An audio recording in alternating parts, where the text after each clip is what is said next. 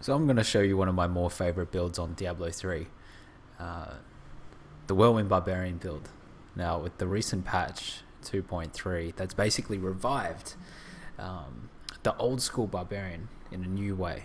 Like, I'm sure you guys remember the old school Whirlwind Barbarian, which was basically the dream back in the day, which basically revolved around generating a ton of fury, and then at the same time using all these certain skills to build up the fury and then expending them using whirlwind. Now interestingly, the damage from that build was not actually off the whirlwind, it was actually off the skill sprint, which is this one here. See how it says tornadoes rage in your wake? Basically that was the one that dealt most of the damage, not actually whirlwind. So today we are going to cover probably one of my most favorite builds of Diablo 3. I'm really happy that they brought that back in 2.3, and it's basically the Whirlwind Barbarian. So lots of things that we need to cover. So the first thing we'll do is we'll talk a bit about the concept of how it works. Basically, all these skills here are used to basically support really fast and efficient clearing either of rifts or of greater rifts. Now, this guy that I've got now, it didn't take me too long to actually piece all these pieces together. He was originally a charge barb, and then basically I turned him into a pink fluffy princess who just twirls around and looks pretty damn fabulous while doing it. So let's first of all go through the skills that we've got here. Basically, Call of the Ancients. Council rises, it's fire damage. Yeah. Now this is a physical build. The reason why we're going with fire is just because the fact that each one of those dudes deals 540 weapon damage. It's just an extra bonus there. You don't really need this. You don't really need the Call of the Ancients, to be honest, because Whirlwind is completely fine by itself. But you can alternatively always substitute it out with Threatening Shout. You can use Falter. But I found that in the early torments, like you can see I've set it to T7, I'm able to clear quite easily all the mobs, every single mob. You'll see later on as the clip goes on. So we've got Call the Ancients here, we've got Whirlwind, which is a physical skill, Blood Funnel. Critical hits restore 1% of your maximum life. The reason why we're choosing physical damage is just because everything that we stack later on is going to be physical. The reason why we're not going to choose this one, Dust Devils, is because we're going to get that synergy off the new set item, which we'll go into later. Basically, when you complete the set, it's called Wrath of the Wastes, you get this skill, Generate Harsh Tornadoes, that deal 120 weapon damage to enemies in their path. Okay, so Wrath of the Berserker, it's a quintessential one in any single Barbarian build, and the one that we've selected is that you gain increased damage. It's just good for tearing down mobs. It's quite useful in that sense. To generate our Fury, we have Warcry, which is you generate Fury and then you also increase your armor and everything like that. Really good utility skill, and also just good to top up your Fury when you need it. Sprint. Run like the wind. This is non-negotiable. You absolutely need this one. Number one, it increases your speed, and number two, you get tornadoes. Those tornadoes are going to be the ones that deal quite a bit of damage and contribute part of your to your DPS. Then we also have Battle Rage here, Bloodshed. So basically, when you cast it, you get extra crit chance, you get extra damage, but more importantly, crit hits, they cause blood explosion that deal extra 20% to all nearby enemies. So we got a lot of AoE that going on. Like you saw before when I did the whirlwind, you saw a lot of whirlwinds happening. You got the battle rage happening, so you got a ton of damage that's coming to the enemy's way. The passes that we've chosen are Ruthless, just the quintessential one. You deal 40 extra damage to enemies below certain health. Weapons Master is great because we'll be using mighty weapons for this build, which is you gain 2 fury per hit.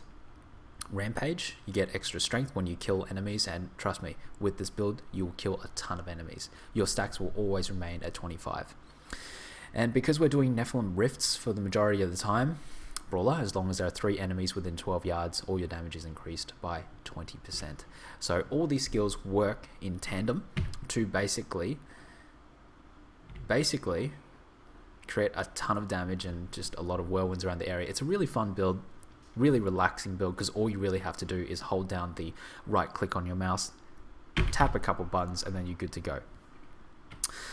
So let's go and take a look at how we've set up our items.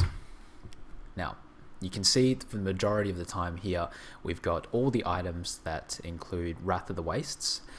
We've got the full set, which basically gives us the Dust Devil runes, as I told you before. But more importantly, the Whirlwinds, you get damage reduction as well. It's really important with this.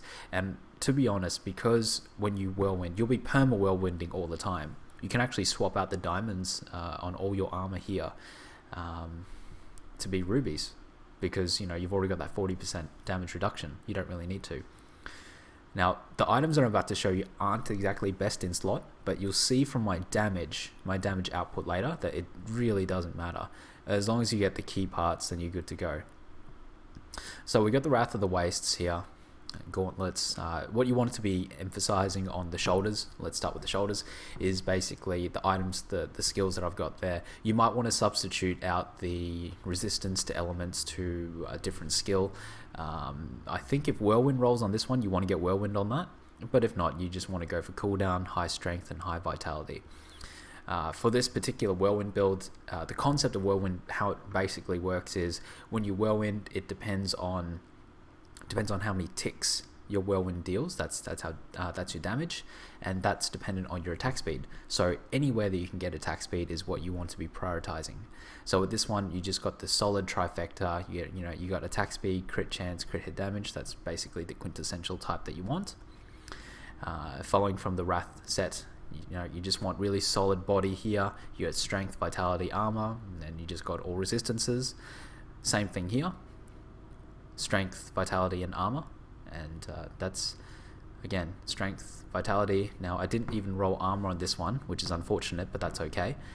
But more importantly, you get Whirlwind damage. So basically you complete that set, and you get the full set, which Whirlwind gains the effect of the Dust Devil's rune. Really important, because your damage is now increased to 2,500 weapon damage as opposed to 340. So it's really strong, really strong.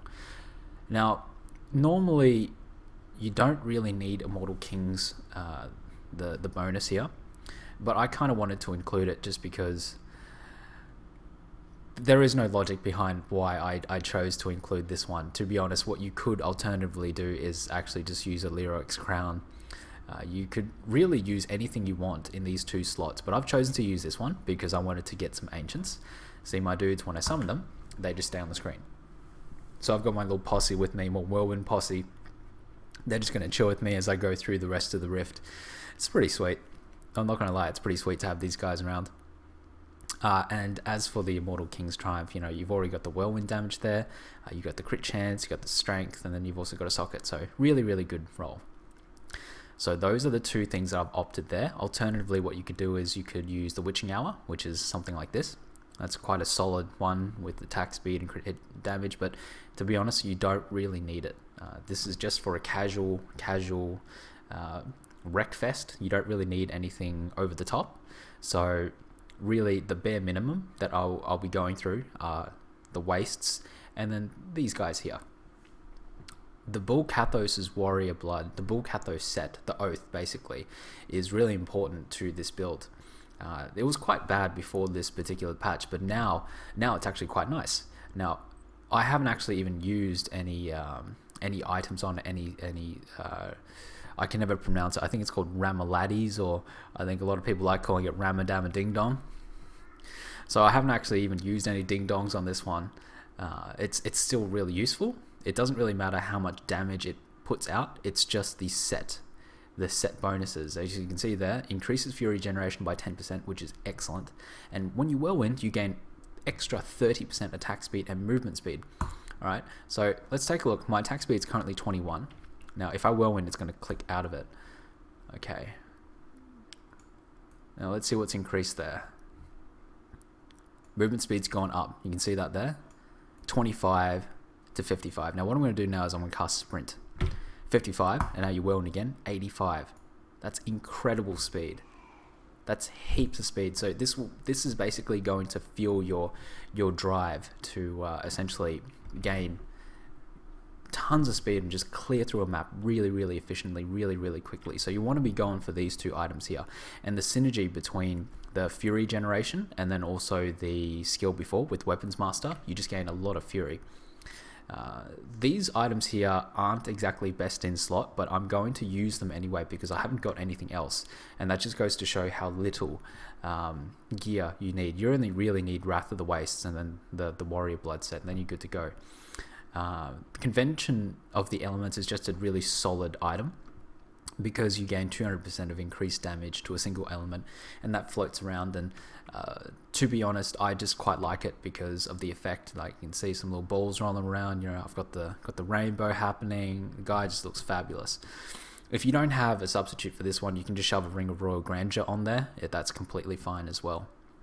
So we got the Compass Rose here, and as you can see, it's not really even that good. The only reason why I'm using it is because it's that extra crit hit damage. You don't really need this set here, the crit hit damage. The only reason why I'm using it is because I don't have a Hellfire Amulet that's good enough to use on these slots. Ideally, I could use a Stone of Jordan, or it really doesn't matter. To be completely honest, it does not matter. It's a casual build, so we're just going to go over the stuff that I'm using. That just gives me a nice and easy transition through the game. But ideally, yes, you do want a Hellfire Amulet here. Strong Arm Braces. This is from an age past, which I used to use for my Charge Barb. No longer use it for my Charge Barb, use it for the Whirlwind Barb. But ideally, you should be using Lakuni Prowlers here, because Lakunis give you attack speed, they give you crit chance if you're lucky, and more importantly, they give you movement speed. So that's really key to this whole build: movement speed and attack speed. The gems that I've chosen to use are Pain Enhancer. You just rank that up to 25 and then you're good to go. Reason being, get increased attack speed, and then, you know, you get crit chances cause you to bleed as physical damage over 3 seconds. Now, the key point being physical, because we're stacking physical. How much physical do we have? 37, which isn't much, but the fact that it gives you attack speed and also gives you physical, excellent choice. Excellent choice. We've also got the Taeguk here, which basically gives you increased damage the more times you stack it, basically when you spend a primary resource. Because we are going to be twirling around 24/7, it really helps with the stacks, it really helps with the damage, and you, generally speaking, you're going to get stronger when you hold down that right click, and you'll get tons of armor when you hold down that right click as well. Really, really good stuff. Bane of the Trapped is once again from ages past. This was for when I was using Charge Barb. You don't need Bane of the Trap, to be honest, completely. Or what's necessary is probably Taeguk and maybe Pain Enhancer. Not really that important. You could alternatively swap Bane of the Trapped out for Bane of the Powerful, which basically gives you increased damage against elites. But again, as I keep on saying, you do not need it. It's not necessary whatsoever. The Paragon point distribution we've got here is just enough movement speed to get me to 25, which is the standard mount. You pump everything in strength for the core stats, and then in your offense you just go... See, I haven't even spec'd this properly. What I should have done is you go crit chance, you go crit damage, and then you go attack speed. For this particular build, you just want to focus on attack speed as priority.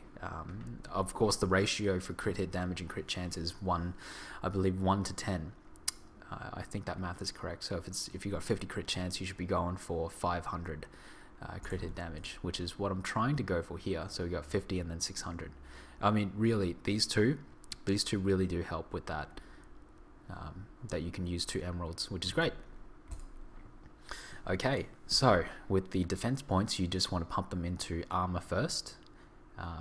Sorry, my mistake. You want to go into resist all, that's just important. Then you go armor, then you go life. My life isn't really that high, but it really doesn't need to be because of the fact that Whirlwind reduces your damage by so much. It really doesn't matter. Coming to the utility, you max out your area damage because Whirlwind is area damage. And then you go to resource cost reduction and then life on hit. Now, with the latest patch in 2.3, it actually allows you to get this little thing here, that's Kanai's Cube. Once you do the quest with Zoltan Kuhl, which is in Act 3, you are given the cube.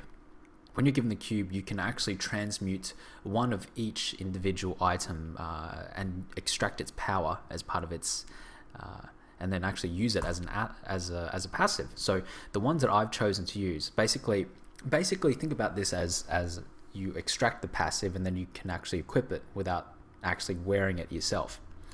So the ones that I've chosen as passives for myself is the Furnace, which is just generally a solid body weapon. It just increases damage against elites by 50%. If you talk to any of my friends, you'll know how difficult of a decision this is, or it was for me. I mean, I've been playing this game for 2-3 years. I only recently just got my one and only Furnace, and I had to sacrifice it. Yeah, it was difficult, but I did it. So that's why I'm using it now. This one here, Hexing Pants of Mr. Yan, it's just good to have, because you're always moving around with your Whirlwind, and then you just get increased damage, and then, you know, at the same time, your resources, your resource generation gets increased as well. It's just really solid, really solid. So that's why I'm not using Hexing Pants, I'm just using the passive, and I've just got the Tacit of the Wastes here instead. And then the quintessential Ring of Royal Grandeur, you know, reduces number of items needed for set bonuses by 1. So, you know, it's just the quintessential thing to do. It's the most important thing, at least I've found, for the majority of items that I've picked up, the majority of sets. Well, that's basically what I had to cover. The gameplay style is essentially get maximum fury. When you get maximum fury or close to a lot of fury, you just want to spam your war cries, your sprint, and then your battle rage. You proc your Wrath of the Berserker when it's active. You also make sure that your battle rage is on, and then you just spin. That's all you do. You hold down your right click and that's it. Now you can see how everything's working together. I'm not doing anything right now, and you can see my fury is still keeping up with me. So everything's nice and chill. Everything's nice and chill. Really relaxing gameplay. So let's actually get to the gameplay, and I'll show you how easy it is to tear through mobs. So we're going through T7. It's not exactly, I haven't actually done anything more than T7 yet, because I don't know, I just find it really relaxing to go T7. So same deal, we're just gonna be, that's all we're gonna do. We're gonna tap all our passives. It's gonna run around in a circle now. That's all we're gonna do. Just tear through. I could sleep to this. It's just really nice and simple, nice and calm gameplay. There's no challenge to it. It really is kind of like, this could hypnotize people. Like, just look at how easy I tear through all these guys. Resource management is really important. A really good Whirlwinder will know how to actually manage their resources properly. I, for one, am not. So that's why you see it drop way below what it's meant to. But you can see that I'm not having any trouble whatsoever with T7. My health's not really going down that much. I'm tearing through enemies really quickly. And I find the gameplay to be a lot more fun than Charge Barb, because Charge Barb, you push one button. Yes, you do a ton of damage, but when you get up to the Rift Guardian, it's a struggle. So this is a really nice compromise. You do a lot of area damage. It's not that hard to build. My gear isn't even at its best, and I'm still doing considerable amount of damage. Like, you can see the procs there, that they go for 100 mil. It's really solid stuff. So we're just going to keep on going through here. And as a general tip for you guys who are just starting out in patch 2.3, make sure you pick up everything. Don't do what I'm doing now and just going through everything and not picking stuff up. It's really important to pick up Death's Breaths and whatnot. Death's Breaths, Elite, yellow items, basically. They're really important. The rare items, essentially. They're really important nowadays because you can use them. You can use them to convert into legendaries and stuff like that. So yeah, really important stuff. I'm actually getting quite lucky with the drops here. I'm never normally very lucky with items. That's why it surprised me when I got a Witching Hour and a Furnace pretty much on the same week. So we're almost done with the Rift now. And also another thing as well for the veterans who are coming back to the game, such as myself, you no longer need to use any keystones to actually log into the game, which is really sweet.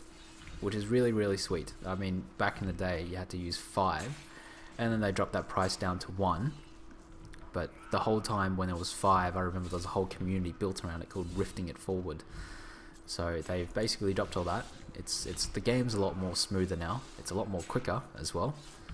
And yeah, especially this rendition of Barb, I absolutely adore, because it's just really fond memories of just whirlwinding back in Asmodan Act 3, just grinding levels and everything. Just really, really, really peaceful. So they have done a lot to the game to actually make it a lot more fun to play. I'm quite happy that they've brought the Barb back in a really big way. I mean, I'm sure there's a lot of other builds out there that's lazy as well. I have found that this one does it for me. Alright, so we got the Rift Garden here. We're just going to tear through it. And there we go. That is pretty much the Whirlwind Barbarian. Really, really fast. Really, really efficient. And it's just relaxing to play. It's just really relaxing to play. So give it a go. I'll include a link to the build description down the bottom. But yeah, I would highly recommend people who just want to unwind for the day to consider giving this build a go. Really good stuff. Really good stuff.